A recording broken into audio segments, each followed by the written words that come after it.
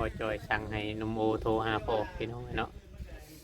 เราสิรับสายอยู่ก็ ขอยันแต่ว่าฝนตกลัดทางเราบ่ได้มาเราออกมาแล้วบ่แต่อยู่บ้านฮะเอาเจ้าคือเว้าซะ เด้อจ้ะ เนาะ ค่อยได้งงนะ บอกเราโทรมาบอก หมอดาวโทรมาบอก เพิ่นบ่ได้เปิดนอน เกี่ยวกั สงสัยฝนตกแฮงเราปิดเนาะบ่บ่ แม่ เอาฝนตกเราอย่าปิดได้พาเดือมพลังยามนี่บ่ติดครับ ยังไม่ได้โทร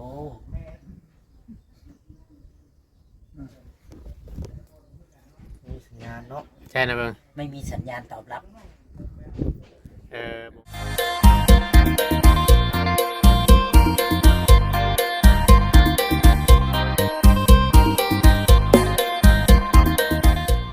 กับทักทายสบายดีพ่อแม่พี่น้อง FC กันเบิดสุขุสุคนเนาะ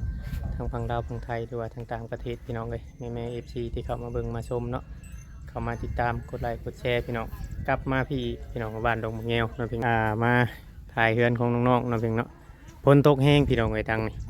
เอามารถมีน้ำมีหยังที่แห้งเด้อพี่น้องเดี๋ยวจะเข้าไปหานมโอก่อน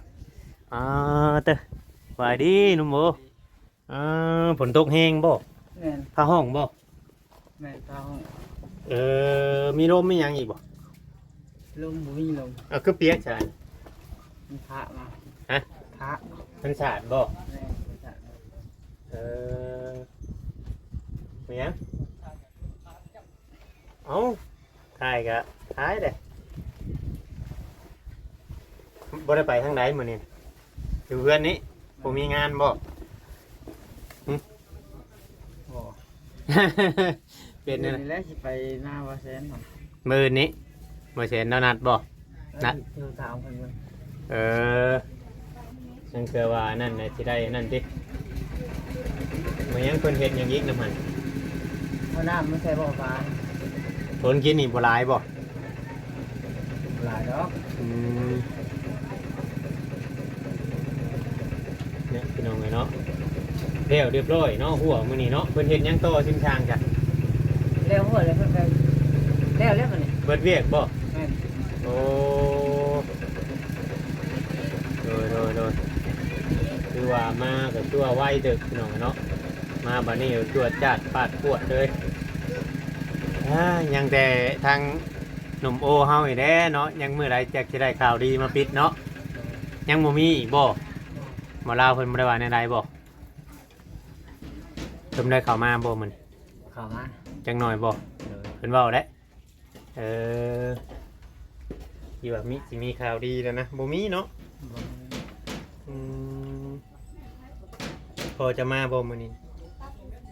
ฮะฮอดแล้ว ยัง ทันฮอด แม่น ไผบอกให้เรามา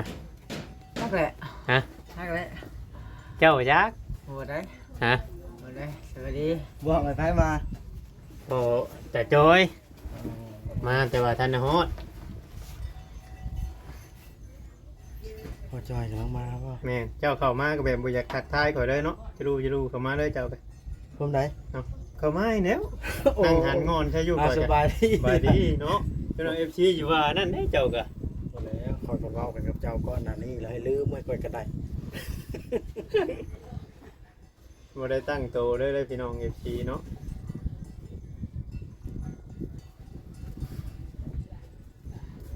ฝนตกแห้งบ่บ่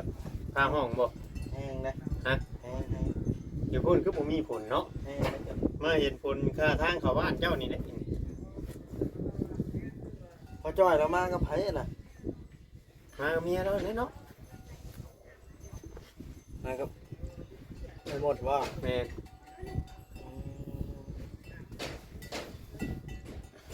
ห้ามโดดบ่ลาวบ่คือเนี่ยได มาหลุดจากผู้เดียววะ รถจักรเพิ่นเอง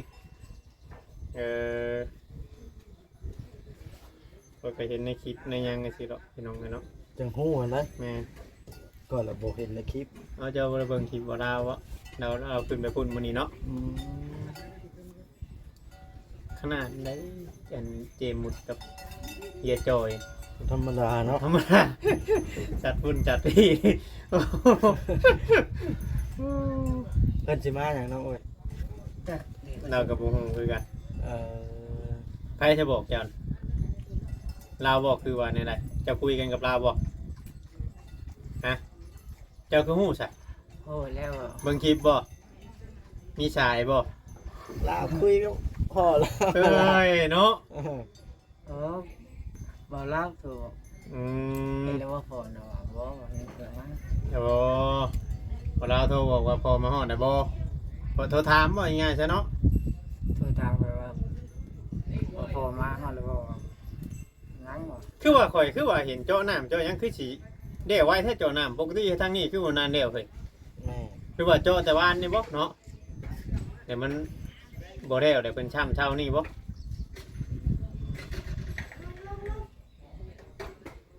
มาเกิด เด้เบิดบ่บัดนี้บ่บ่ อันไหน เวียกนี่สร้างเพิ่นชุม มือวันละได้ เมื่อไปแล้ว แม่ อืม อื่นเป็นคนเครื่องบ้าง โอ้มาคิดมาคนเครื่องบ่เดี๋ยวนี้นะ มาอื่นคนแล้ว มื้ออื่นบ่ แม่ช่างมือวันละ โอ้ไวดีเนาะ สภาพน้องโอดีนะเว้ย จักสิสัมภาษณ์เรื่องอะไร หาแกลนกับม้านี่เอาก็ได้บ่ได้ฮู้จักเรื่องราวนะมีแต่ว่ามื้ออื่นเราสิไปไทยนาบ่เซแล้วบ่สิไปฟังกินกัน ไปไทยหน้าบ่เชนคือบ่นอนพูดโนดกับมันยังหลายน้องบ่เนาะพอนอนจังมือนึงสิเฮ็ด2มื้อจังมามันจังคุ้มค่า เมียกับบรมีอยู่พี่เนาะ แม่เพราะว่าแนะนำแบบชั้นแน่ๆมันสิได้เงินเนาะ งานอยู่เพื่อนมาแซนก็ได้เนาะ เพิ่นจ้างวันเท่าไหร่ก็เฮาอยู่2มื้อเฮาก็ได้2วันแบบนี้แหละบ่แม่นดอกมื้ออื่นต้องมื้อนี้เราเก็บเครื่องเราออกมาพี่ได้เยอะเอ้ย แม่นบ่ เด็กเครื่องน้ำหนัก โอ้ต้องแก้มานี้สนะ แม่น ก็รู้ว่ามันมาคนทุกข้ามมาอยู่นะ ๆอย่ามันปิดงานนี่เด้เนาะเบา เดี๋ยวปิดแล้ว มันอยากดึงมันอยากเคยโอยอะไรอยากบ่อยากถนัดเด้ คนเรื่องเรื่องเงินเนี่ยหนึ่งเลยเนาะคน โอเค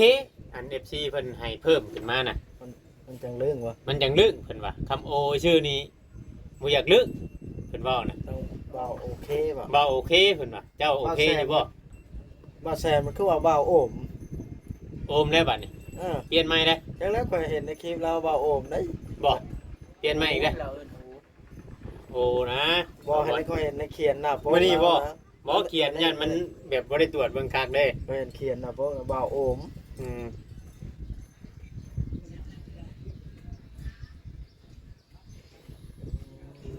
โทรถามมึงว่าเรามาฮอดชายระยันตีนล่นแล้วหัวเนาะคือหึงแท้ ชาเด้งคือว่าอ๋อแหน่ชาเด้งมันอยากชาแล้วขี่ไว้บ่ได้หลุดเราก็เก่าล่ะเจ้าฝนตกแห้งมาจากทางมาเนาะแต่นี่ยังมีผลเนาะ ได้แม่นบ่ มันเป็นอันนั้นแน่เนาะ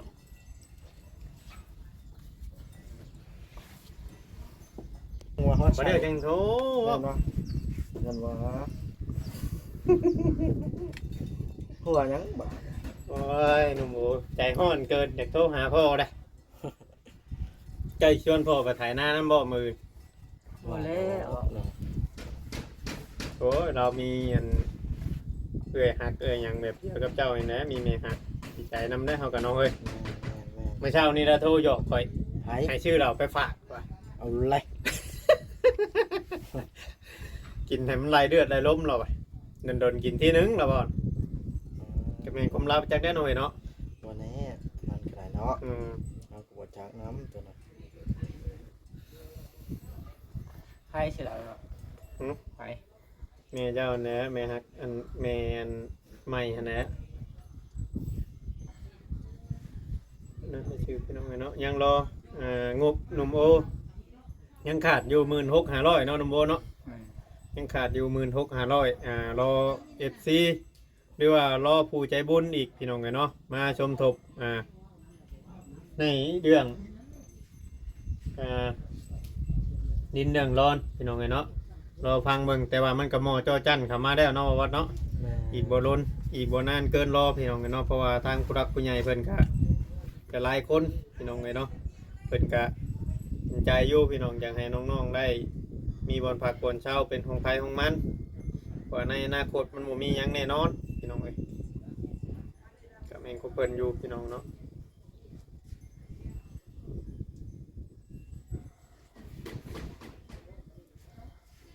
โอเค สิไปบ่สิไปนอนคือไอ้เว้าบ่ เอ๊ะ ฮะ เบิ่งว่าแซนก่อน ถ้าถามเบิ่งเจ้าของงานก่อนดิถ้าเพิ่นให้นอนก็นอนดิ แม่น บ่รับคืนเนาะ ไปนอนพุ่นจากทิศหนึ่งแล้วของบาแซนต่อของบาเวียงเลย ของข่อยมันแด้วแล้วของข่อยนะ แล้วเลย แม่น เลยคือเห็นไว้เท่าว่า เอ้ามันบ่ได้หลายข่อยบ้านไปก็ยังเดือหน้าล่ำให้นี่ข่อยเฮ็ดน้ำอยู่บ่แต่ละมื้อบ่คำว่าข่อยยังบ่ได้เฮ็ดจักดีนะข่อยสิจ้างเราอยู่จ้างอยู่หน้าข่อยแฮงสบายแล้วมันอยู่แปะกันกับบ้านโดดมันบ่ได้นะเพื่อนกับนาก็อยู่นำกันโดดนาข่อย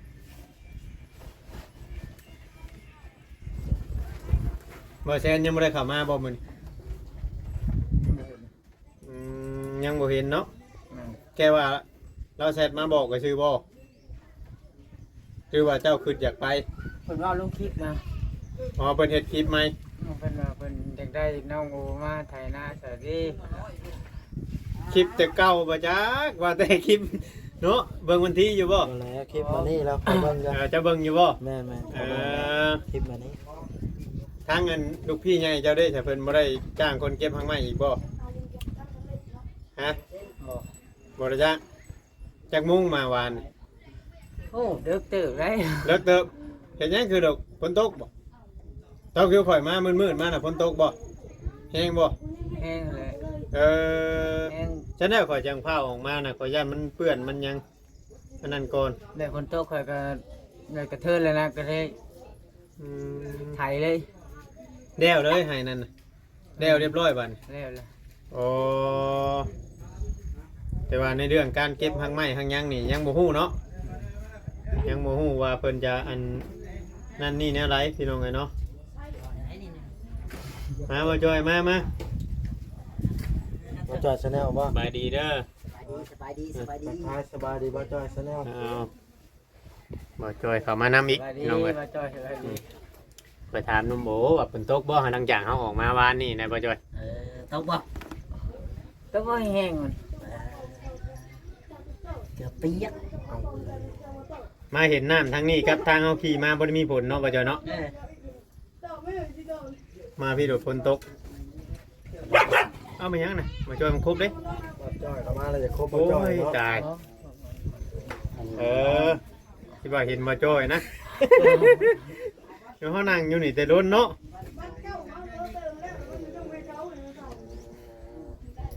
เก็บยังบ่ได้เก็บงานบ่เพื่อนไปตู้แก้วนี่บ่บ่ ยังมาเอิ้นมาฮื้อไปมาฮื้อพุ่นละ อื มาเอิญไงแล้วเธอก็มาเอิญก็มีเพราะว่าแล้วเบิดเราได้ขอบขา ยังได้เข้าประตูบ่ เอิญเข้าประตูก็เฮ็ดทันใดตอนนั้นนะ อ๋อเราสิได้ขึ้นเพื่อนไปตู้แก้วแล้วบัดนี้เนาะ แม่น ยังแต่หนุ่มโอเฮาไอ้เด้อพี่น้องเอ้ยเนาะอดใจรอเรื่องดินเรื่องดอนเพิ่นอยู่พี่น้องเอ้ยถือว่ายังขาดอยู่16,500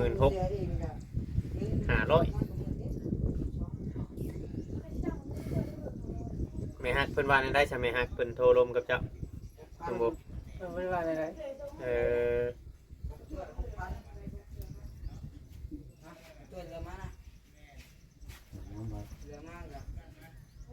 เดือน7,000ขับรถนั่นก็แบบ2,000ก็เหลือมา5,000 ไปหานุ่มนั่นบ่ถ้าเจ้ามาเลยนะ แม่ นุ่มยัง หนุ่มพัด เออ หนุ่มพัดดื่มมันอยากดื่มนะเฮาหักไป2เทื่อนี่อืม ไก่ดีเนาะ ไก่ จ เติ วด บ พุ่นเราจวดมาพี่อีก แม่ เก่งบ่ บ่เก่งแล้วว่าจ้อย พอเฮาก็ไปแต่เช้าได้เนาะบ่จอย แม่น ไปแต่เช้าแน่ไปแต่เช้าแน่อ่า มีคนนอนว่ะในนี้นะคือเห็นมุ้ง ไผนอนอยู่นี่หนุ่มโบ ลูกแล้ว ลูกแล้ว โอ้ตอนคืนเนี่ยเขาลงมานอนอยู่รูมนี้อืม ผู้ใหญ่ มันเต็มบ่อยู่ตรงเรือนน่ะ เอ้ยเนาะตายแล้วบ้านนี้เฮือนชาวเทืองก็ตอนเป็นเขาฮอนบ่กล้าอยู่ได้เฮามาญาติบอกหนุ่มโออยู่อย่าไปญาติอันอูเขาเจ้าได้วะ ลูกเราจะบ่ได้นอนอ๋อ มีความคืบหน้าหยังบ่บอสทางนี้มื้อนี้ เรื่องไหนเล่า มันมีหยังบ่ เรื่องไหน เรื่องไหนถามเบิ่งซื่อๆเด้อ มันหลายเรื่องไหนเนาะ มันมีหลายเรื่องบ่ แม่นกันว่าเรื่องรั่วน้องแต้กันเป็นแล้ว เรื่องเพื่อนป้าแก้วกับเขาพาเกือบแล้วนะคือนานหลายอันอยู่ เออ มีความถอยลงอยู่กัน อันไหน ถอยลงบ่คืบหน้านะถอยลง ว้ายว้าวนี่งงได้บ่จอยเนาะ งงได้ก่อยกะถอยลงแบบไรเฮ้ย เขาถอยลงแบบว่าบ่ก้าวไปใช้อยู่บนจุดเก่า จุดเก่าก็อยู่บนเก่าเนาะไปเอาจนงงเนาะ มันเป็นงงน้องไงเนาะกะทิใจจดใจจ่ออยู่แหละทางในบ้านผู้เพิ่นสิอยากขายดิน เขาอยากจัดให้นม มาแตะกระเติงเราอ่ะ ยังจะม้อยอยู่ ม้อยอยู่ ไปขุดนา บ่เป็นหยังดอกมีแต่ว่าทางหนุ่มโอขอแค่ว่าเป็นคนขยันขยันคือเราเคยเว้าหั่นแหละพี่น้องเอ้ยเนาะแม่ๆ FC เพิ่นก็ยังเบิ่งอยู่เนาะบางเทื่อบางทีเพิ่นก็ยังบ่ถึงเวลานะพี่น้องบางคนผู้เพิ่นอยากช่วยเพิ่นก็ยังเฮ็ดเวียกเฮ็ดงานอยู่เงินดำเงินเดือนเพิ่นก็ทันได้ออกแบบนี้นะทุกคนมันก็ต้องมีเวียกมีงานเฮ็ดเองกินข้าวกับหยังมื้อนี้หนุ่มโอย กินกับแกงน้ำไม้เขาเทืองแหละ อืม สาวเทืองแกงให้กิน แกงหน่อไม้ พ่อ ชาวเทืองแกงให้ข่อยก็กินสร้างแก้วก็กินแล้วแบ่งให้ทุกคน เบิดทีมงานเลย เบิดได้งานเลย พออยู่น้ำเจ้าเทืองมื้อนี้เนาะ ขออยู่เท่าสาวเทือง เอ้ยเดี๋ยวได้เด้เฮาจะได้กินแกงหน่อไม้ที่มือเจ้าเทือง เอาเลย ใจดีดี ยังอยู่บ่มื้อนี้อิ่มแล้วเนาะบ่จอย แม่ เฮากินมาเนี่ยเมื่อกี้นี่กินข้าวได้กับบ่จอยกินน้องโอจะว่าลืมฮอดโพดเฮ็ดปวกบ่ยัก แม่ เขาขายอยู่บ้านคำน้อยหลายเฮ็ดปวกกำลังจูมเนาะบ่จอย แม่ สุดทาง ไปหาหลบมันอยู่ได้ว่านี่ก็ บ่เห็นบ่เออ บ่จับโพดโมไปจับ ตอนผมไปหาไปเอาข้างน้ำมันเลยอันนี้ยังขึ้นไป สงสัยแถวนี้ออกแล้วตกแล้ว หอยวะ ฮะ หอมจังวะ หอมยัง จักเลย ใช่เด้อช่างว้าวแท้ หิวข้าวนะอันนี้ บ่แม่นหอมสาวเทืองทาแป้งก็บ่จัก เอาแล้วว่าจอย ว้าวแนวนั่นว่าจอยถ้าเป็นคนแนวนี้อยู่ข้าง เอ้าหนุ่มโอ้ยบ่หอมเนาะค่อยก็เอาไปนี่แหละเนาะอยู่ว่าอยู่ไอ้เจ้าอย่างนั่งก็ ไอ้มีหยังอยากถามน้องโบยบ่ บอกให้มีแนวหนึ่งเลยนะ แนวหยังอีกมัน อยากจะโทรจอบเบิ่งมันค่ำเลย เจ้าเบิ่งหยังนี่น่ะ โอ้จอยมาจักนะ เจ้าเบิ่งหยังน้ำโอย ย่านนั้น บ่ก็สิถามน้ำโอยกันเจ้าบ่ต้อง เอาค่อยสิจบคลิปเลยเถอะเด้อค่อยจบคลิปกันเด้อ ก็จบกันนั่นแหละ จบสิถามต่อนี่ ให้มาเจอถามต่อ เอาหมู่ก็สิจบแล้วก็สิ อ้าวโมจบกระทำนู่นเลย จบไหม สบายดีคลิกกล้องกันก่อนนะสบายดี